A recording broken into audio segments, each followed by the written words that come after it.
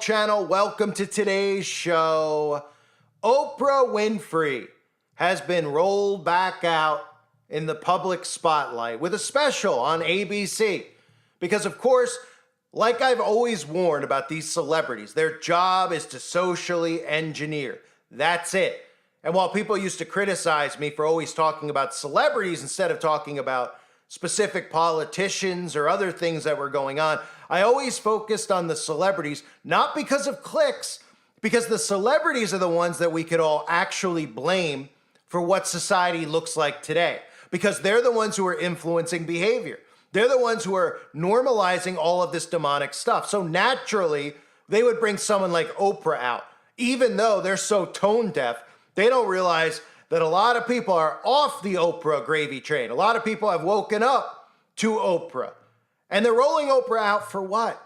Well, Oprah has a specific audience, older women, that she needs to reach and normalize artificial intelligence with, because they want to get them on board. Now, there's two things going on with the digital ID and the stuff with artificial intelligence that they're trying to get regulated into place. And part of the problem is the older generations. Because the older generation still, if you don't know, you can still write in your taxes, as crazy to some people as that may sound. There's still things that are out there that are not digital that they need removed, which is part of the reason they wanted so many of the elderly. They forced the elderly to go and get that shot before anyone else because they knew they'd expire quicker. And the quicker they're gone, the quicker this stuff will be in place, because the younger generations don't even know how to use a pen and paper anymore. Right? So once everything's digital, they don't have to worry about saying, oh, well, we're going to put in and mandate AI when some 90-year-old woman's like, I don't know what this is or how to do it. Right? I don't know how to use digital stuff. I don't even have a phone. Right? It puts kind of everything on hold for them, so to speak. Right? So Oprah is coming out. And of course, this is Oprah going to a specific audience. Right? Oprah's audience, female, mainly females, older females, ones who might not be so technically savvy, although more and more people are becoming and have become more technically savvy, which was part of what happened during the outbreak. They forced people onto phones and technology because they were telling you couldn't go see grandma, you couldn't go see mom, you couldn't go see your girlfriend, you had to be locked up. So everybody just said, fine, I'll be locked up. I'll try Zoom, I'll try FaceTime. And now you just see people calling one another using this stuff, where 5 years ago, people would have said, I don't need to do that, I'll just go see the person, right? So that was part of it that most people don't cover. That, it wasn't just about poisoning. It was about getting people digitally more comfortable, forcing people into digital compliance, forcing people to do everything online, and then telling you, look how convenient it is, right? And as time elapses, during especially that period, people, it just became second nature to them. And now everybody's doing everything digitally. A lot more now than they did before that. So Oprah is running this special. It aired on ABC about AI in the future of us. And again, Oprah, a puppet of the elite. We've seen Oprah holding up the 666 signs many times, right? Many times. Or is she just saying everything's A-okay? Well, you could determine that, of course. Even holding up the pyramid at these events and, well, holding up the 666 over her glasses, if you want to call those goggles glasses. But let me play for you this clip, and keep in mind, while she's telling you about how the future is now, the future is AI, now they're going to teach you about AI. Now they're going to quote unquote groom you about AI, which is funny to me too. Before I play this, when we talk about the word grooming, everybody out there who's an adult hears the word groom and they automatically think of adults grooming kids. Well, guess what? These celebrities are grooming adults, because we have a lot of adults who don't think for themselves, who are really adult children. So they're being groomed by these celebrities. It's the same thing almost, but everyone just uses that term groom and they think of these children. Well, the celebrities are grooming you. They're grooming you into accepting this stuff. There's no pushback on technology, none. And if this thing can be stopped, it's through people pushing back on tech and getting out on their own 2 feet and doing things once again. All their control comes through technology. And that's why they're hell-bent on not just normalizing it, making it mandatory to have it by shutting you out of businesses, shutting you out of buying and selling. That's what we're headed towards. Like the book of Revelation says, you will not be able to buy or sell without the mark of the beast, right? Well, what do you think it's going to involve? It's going to involve technology, despite what some other people think. That's my belief, at least. I won't criticize people who have other ideas than I do. It's okay to have different ideas. It's good to bounce things off one another. But I think we could all come to the conclusion that technology is completely becoming more and more dangerous by the day and more controlling. And here's Oprah telling you about it. And of course, conveniently, who's she interviewing? Then I'll show you some of the clips here. Well, one of the people happens to be Bill Gates. You know, Bill Gates just seems to be involved in everything, but no way suspicious. The carbon footprint, right? With the climate agenda, the magic potions getting inside your body, and of course, AI. See how it all works? Look. I've been living on this planet for 7 decades. I've seen a lot of things change. But about a year ago, I saw the first change I didn't fully comprehend. It was a demonstration of the capabilities of artificial intelligence, and I was bedazzled, fascinated, curious, and also concerned. But there's no doubt it is here. Artificial intelligence is here, and life for all of us is about to be very different. Over the next hour, we're going to talk about what is coming with a brilliant group of people. They have different backgrounds and opinions about the kind of future racing toward us, but they all agree the stakes are too high for anyone to sit this out. Now, if you're worried this is going to be too technical, I promise it is easier than you think. AI, it's been one of the most talked about topics of the last few years. Reaction to it has been mixed. In a new special, Oprah Winfrey talks to some of the leaders behind the new technology. Rebecca, you sat down with Oprah. I did, George. Guys, this was a fascinating conversation. Oprah's done a lot of things in her life. She's climbed many mountains, but until recently, she really hadn't used artificial intelligence. She was scared, as she told me, but not anymore. Take a look. In your 7 decades here on Earth, where do you put AI? Rebecca, we are in for the ride of our lives. In an all-new primetime special, AI and the Future of Us, Oprah Winfrey is taking a deep dive into artificial intelligence. And life for all of us is about to be very different. I really do think you are a great entry point for this topic because you can come at it from a very real and curious point of view. Well, I've always seen myself as the surrogate viewer. I know if I am curious about this, if I don't know the answer, I know that the other millions of people who are watching are feeling the same. What was your first encounter with AI? Well, I have to say I had no encounter with AI until my first conversation with Sam Altman. Just take me to 2035. I think it's hard to say where all this can go without sounding like a crazy person. And after he was telling me about all the things it could do, I was saying, okay, don't be scared. Don't be scared. You can get the ChatGPT app. And my first experience was asking AI for Airbnb listings. And it was miraculous to me that before you can practically finish the request, the answer has come back to you. When you use ChatGPT, do you say please? Yesterday, I was asking a question and I said, could you please? And I realized you don't have to say please.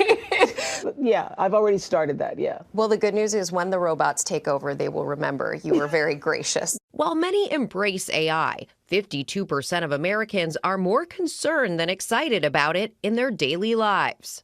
There are a lot of people watching right now who are probably scared and have never actually used it in a knowing way. I don't think we should be scared. I think we should be disciplined and we should honor it and have a reverence for what is to come and respect. Because I think it's going to change in ways that are unimaginable for the good. And just as there is for the good, there's the yin and yang of everything. And so we need to do whatever we can so that we are not in the same position that we are now with social media. Yeah. Now is the time. Changing things in unimaginable ways. And we've had conversations here about this. Just this week, Beyonce talked to GQ about artificial intelligence. Taylor Swift is talking about artificial intelligence. This is just, it is everywhere. It's unimaginable what it's going to do. It's getting bigger and bigger. And so I really enjoyed the conversation with Oprah, and I think people are really going to enjoy getting into it with this AI special, AI and the Future of Us, an Oprah Winfrey special. So wow, what an amazing, pretty incredible. She says, "What is coming?" While she's holding up the triangle of power Illuminati hand symbol that I've exposed many times, right? Which they all do right in front of your faces. So she's interviewing Bill Gates. She's interviewing the head of the FBI, Chris Wray, right? You'd say to yourself, what does Chris Wray have to do with this? Artificial intelligence and the FBI? Well, what do you think the government's going to use against you? The FBI only cares about what you have to say and what your opinions are, because that's the most dangerous threat to their power, is your opinion, which really, most people like me and you, our opinions are fact. They're not even just opinions anymore. We've proven this over time, all of us, with the stuff that we've exposed, all of us. You know, people listen to my channel, you're in the know. Obviously, we all talk about this stuff on the website. We talk about this stuff to one another when we interact with each other, right? These are things that they want to remove. So artificial intelligence will remove speech. It'll criminalize speech. But some of the other stuff to know when I talk about social engineering, right, is that they're losing their grip, which makes me think that they're putting their foot on the pedal even faster. Why? Because this whole thing could blow over. They could lose their control. But that's why when I talk about the main common components, what do I say? Okay, the left-right paradigm, right, where there's gatekeepers. These are the things that both sides are okay with, right? They're okay with what? They're okay with technology. The alt-right media keeps everybody stuck in the left-right, right, which keeps everybody divided. And then the common feature that we always see is that they promote technology. They might go a little bit like, oh, we got to regulate AI, right? We got to make sure it's safe. No, we don't need to regulate AI. We need to remove it now. It's not up for debate. It shouldn't be up for debate. In fact, the people who are creating AI should be criminalized for violations against human rights. They're removing human jobs. They're doing all sorts of things that they haven't been given the right to do. How about just deep faking people, mimicking people's voices? Huh? Shouldn't that be illegal? How about mimicking in these deep fakes? They can frame anybody at any time. Oh, well, we're going to have to regulate that. No, get rid of it. And in fact, the people who are creating it, arrest them. We're citizens. We're human citizens. Why are we not doing this? So when I say that it's almost like they're losing their grip, you would think that a lot of people out there would have noticed what happened with Oprah and Maui, right? How are things going over there, Oprah? Did you get all the land on the island yet? Right? How's your bunker over in Maui? Well, what happened when that occurred is, of course, a lot of people woke up. They tried to roll Dwayne Johnson out with Oprah, people that they thought were trusted, and oh, everybody loves them, right? Well, actually, everybody ended up turning on them, and the two of them never showed their face again discussing Maui because they just realized, wow, everybody actually thinks it is a direct energy weapon. Oh boy, that's crazy. So what we can do now is never mention Lahaina again. And have you heard Lahaina mentioned on the mainstream media recently? No, you haven't. Why? Well, because most people out there became very aware very quickly about direct energy weapons because of channels like this or whatever channel it was that sounded like mine at the time, which is long, long gone. It's not just long gone, it's long, long gone, even though it was only like what? A year and a half ago, if that, a year and a few months ago, right? A little over a year. So that was like 10 channels ago. Anyway, Oprah, of course, was out there talking about raising money and and then everyone was like, wait a minute, Oprah's got a house there? Oprah owns a lot of land there. So does Mark Zuckerberg. Wait a minute, this is suspicious. This seems like a land grab. And then, of course, they saw the whole thing with the fire, how the alarm didn't go. And everybody just said, this seems like an inside job. And then they said, oops, what happened to that charity that Oprah and The Rock had set up? No, we don't hear about it anymore, do we, right? Of course, Oprah's one of the most obvious influencers as well, who's in our faces with the OWN network, the Oprah Winfrey Network, which again is NWO backwards. Law of Reversals, Aleister Crowley, who they get their teaching from, teaches do things backwards, which is why they do things like backmasking, subliminal messaging, right? The moonwalk, do things backwards, a lot of stuff that they tell you to do backwards. And of course, OWN backwards is what? NWO, New World Order. Of course, Oprah's also buddy-buddy with Donald Trump, has been forever. Up until, of course, Donald Trump being selected as a conservative to play his role to divide the nation and then, kind of create what they've created now. So she pretends that she's not buddy-buddy with Donald Trump anymore, but it's convenient, right? Because Donald Trump was buddy-buddy with all these people. Bill Clinton, right? All of them. They all love Donald Trump up until he was selected to be the actor that was put in place, and now everybody turned his back. Now one of them comes out and goes, hey, we were friends with him. I guess just because he decided he was a Republican, they all just said, we're not friends anymore, man. And apparently that's an accepted narrative in today's society. So Bill Gates also being in that clip should be one of those things that people see and go, yeah, you know what? Something's wrong here. I mean, it's pretty amazing to me. You talk about people like Bill Gates, the Pope, how anybody listens to what these people say and nobody's, not nobody, but I mean, a large portion of people are not suspicious. Like, how about people who defend Bill Gates? What planet are they living on?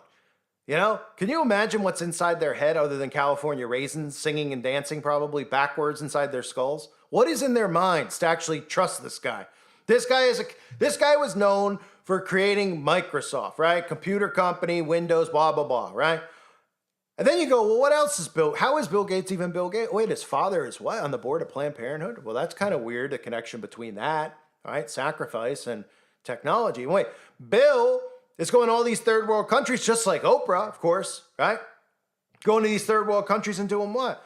Well, he's going there and he's telling everybody that they need to get inoculated. For what? Doesn't matter. For what? We got to get inside you. So you have your technology and then you have your nanotechnology, right? And your magic potions. And then Bill Gates is running around sucking the carbon out of the air.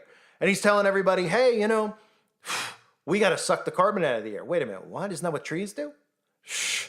What are you thinking? Shut up. Censor him, remove him from the internet. We have to suck the carbon out of the air and bring it underground because we're living underground and we need carbon underground, naturally so we can breathe. So they're sucking all the carbon out of the air and putting it underground. Bill's telling everybody about not eating meat and a carbon footprint. So all those things connected are actually the New World Order enslavement. And Bill Gates is out there showing his face. Now, I don't think he's really in public, but still, he's involved. He wants his face out there to be the face of this. This is his, this is literally a minion of Satan, but this is his moment to shine for the elites because, this is his moment to shine for Satan. He's connecting all of the things together that connect the mark of the beast together, right? We're talking about digital ID, carbon footprint with a nanochip technology inside of the body, right? How to feed the body then, not using meat or anything nutritious, with things that'll fuel that, man mixed with machine, which are a lot of the bugs, Z-bugs. I mean, it's unbelievable, right? And another thing to note with Bill Gates, with Oprah, right? Since they have such a connection, of course, they have a connection to Warren Buffett, too. Boys Town, anyone? Right? Warren Buffett, what do you think he's rich for? He just picked all the right stock market. Well, that was the act they wanted to tell you. Warren Buffett knows the stock market, folks. Oh, he knows the stock market, right? He knows what to invest in. He knows better than anyone. And everyone just accepts that. Oh, okay. But nobody knows that, Boys Town, out in Nebraska, where Warren Buffett is, that's where they buy and sell so many of those youngsters, right? And Warren Buffett is the one who runs it. And that's why Warren Buffett is a trillionaire, right? And then all they have to do is say, well, we can't, what if somebody's suspicious of Warren Buffett? Well, he invests his money. He's an entrepreneur. Oh, okay. Same with Bill. Same with all these people. Oh, they just know better than us. They're so much smarter than we are, right? We're supposed to bow down. But what's interesting to know with Oprah, with Bill Gates, with Madonna, with all these celebrities, right? They love to go to these third world countries. They always show us them at these third world countries, right? Walking around with people who are living in, probably, it looks like they're living worse than us, but they're probably living a lot better. They're probably saying, get these people out of here. They show them living in tents. They're like, look at the way they live. It's awful. It's awful, right? Because they're not over consuming and they know how to cook and find food and live like that. They're like, they're getting sick and all. Of course, there's brainwashing. What they're really doing there, what Bill's doing there and Oprah's doing there, is they're recruiting. You know how like in sports, recruits go to colleges, like NFL, sports, big teams like baseball, they go to colleges and they scout. They're like, oh, this guy looks like he's going to be a good player. They're keeping your eye on him. We want to take him. That's what they do. They go to these countries and they scout the young ones. But not, of course, to put them in their schools. They scout them because they take them. They buy them. Well, they don't even buy them. They take them, right? Hey, we're going to bring you to America. We're going to get you a scholarship. Really? Yeah, get on the plane. You're going to have a layover in Denver. Oh, I am? Yeah, you're probably not going to get out of the airport, though. That's what ends up happening, right? No one ever thinks about that connection, how all these people, like, Oprah, they're all involved, right? Oprah's got the school.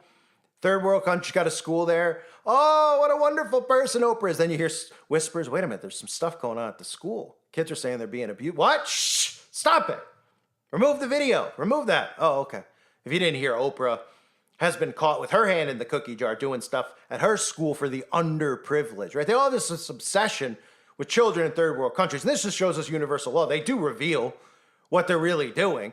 But the people out there are so dumb, just like I've talked about with all these secret societies, they teach philanthropy and constantly giving. Oh, they care so much. It's just as easy as that for these people to be deceived. All they have to do, they can see Bill Gates involved in all this stuff, and then they see Bill Gates holding up one of those giant checks and saying, "I'm giving $1 million to gonorrhea." No, to Ghana or another country. And they go, "Oh, what a great guy." And they show pictures of him walking around with the kids, right? Yeah, when those cameras are off, what do you think Bill's doing with them? Think he's helping them out? Nah, he's scouting like a sports team scout. And it's not funny, it's disturbing.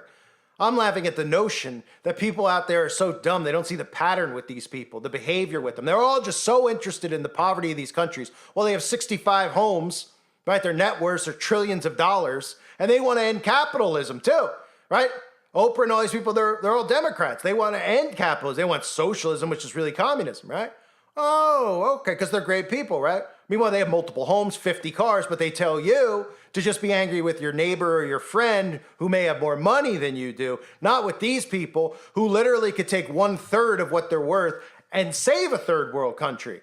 Even though I don't even think these third world countries need saving. I think the only problem that these third world countries have is they get lots of droughts and things like that because they send weaponized weather at them. And they dry up their crops and they force them to get inoculated and they do all that stuff to them. That's really what I believe, because I believe they're fine. I believe that they enjoy living the way they do. I think they look at us and they go, well, thank God I don't live in America, right? Thank God they're not mentally messing with my brain every day like they do to those American citizens. They constantly psychologically bombard them, divide them. Every day, people's blood pressure's through the roof. I'd rather be in a third world country, they probably say. I'd rather live in a tent. I don't care, there's flies, whatever. Go out there, I'm going to farm for the day. I'm going to feel satisfied, tired at night, and sleep. I'm not going to have anxiety. I'm not going to worry about living paycheck to paycheck inside the matrix. Just going to live freely. Not going to worry about tax on my land and all this other crap. But they tell us here, of course, oh, these people are living so horrible, right? Well, if that was the case, why don't you guys give 1/10 of your wealth and save them?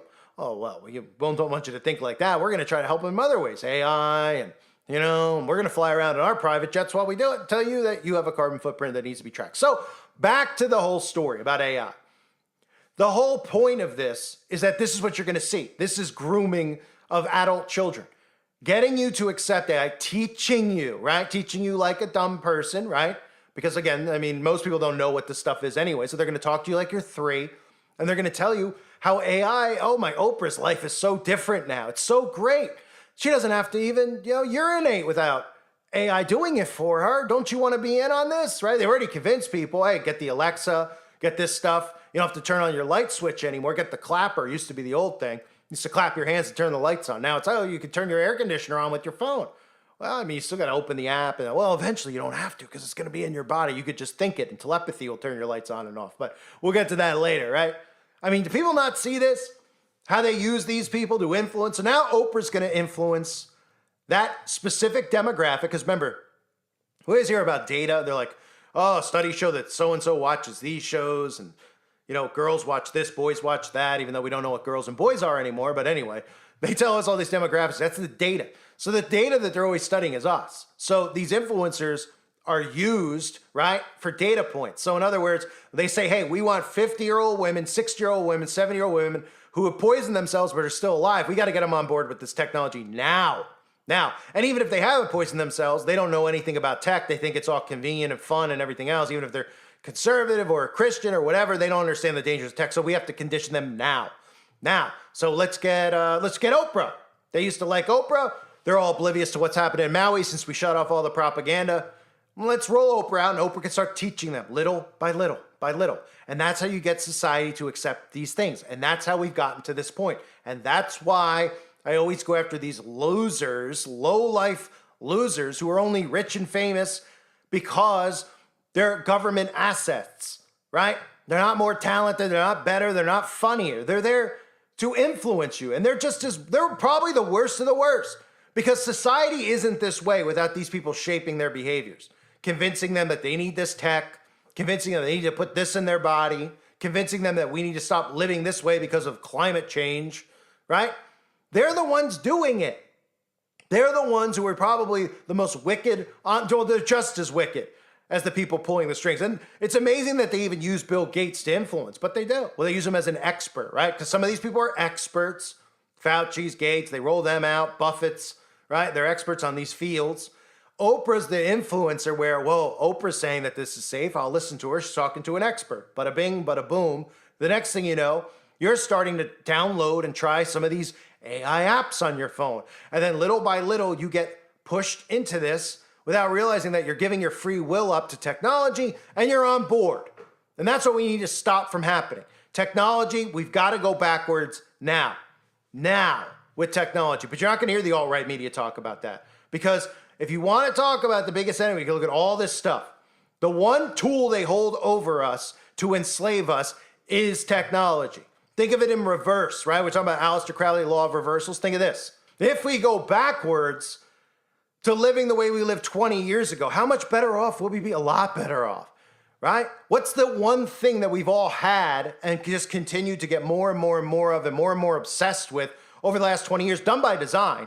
They've made us obsessed with it. They've made us and given us all these little things. Oh, have PayPal, have this, get used to it, get used to it, get used to it. Boom, all of a sudden you have the two-step verification, right? Getting you ready for getting your digital ID. And now you go, I got to do it. I got to get it in my Gmail. I got to get into this. If you knew 20 years ago you have to do all this stuff to get into Gmail, you'd be like, I don't want a Gmail. Just send me it in the mail, right? But even back then you could say, oh, I never got this in the mail, right? The government sent you a letter in the mail. You can say, I never got it in the mail. How can they prove you got it? They can't, right? Unless you sign for it, which you don't sign for. You don't have to sign for it. It's not law for you to sign if someone comes to your door. It says sign for it, right? Well, with digital stuff, you can't, everything's going to be tracked and traced. You can't say, I didn't get this, I didn't say that. Oh, right. So if we go backwards, right? I mean, they love reversals. If we go in reverse, we can actually stop this from happening. But instead, we're allowing them to take us further and further into this. Technology is the key. AI demons, this demonic tech, this is going to lead to our enslavement. They talk about Facebook and all this stuff. The motto is always what? Connecting the world, right? Everybody's connecting on Facebook. Everybody's connecting here. Right, they're connecting all of us via technology. And if everybody's connected via technology, it's not about you talking to somebody in Singapore. It's about all of us being on technology. Then they can put their foot down and say, well, everybody's on tech now. All the older people have died off. We don't use pen and paper anymore. This is the way society is. You've all gotten into it anyway. You don't know how to get out of it because you're obsessed with it. It's a bigger addiction. The only addiction out there is the internet itself and technology and the cell phone, which is what they wanted. You ever heard them ever say the internet's an addiction and this stuff's bad for you? Get outside. No, because they was part of the plan. So now they got everybody right where they want them. Now we got to push back. I thank everybody for being here. I hope you're all doing well. Thanks for listening to my rant. God bless all of you guys always and your families.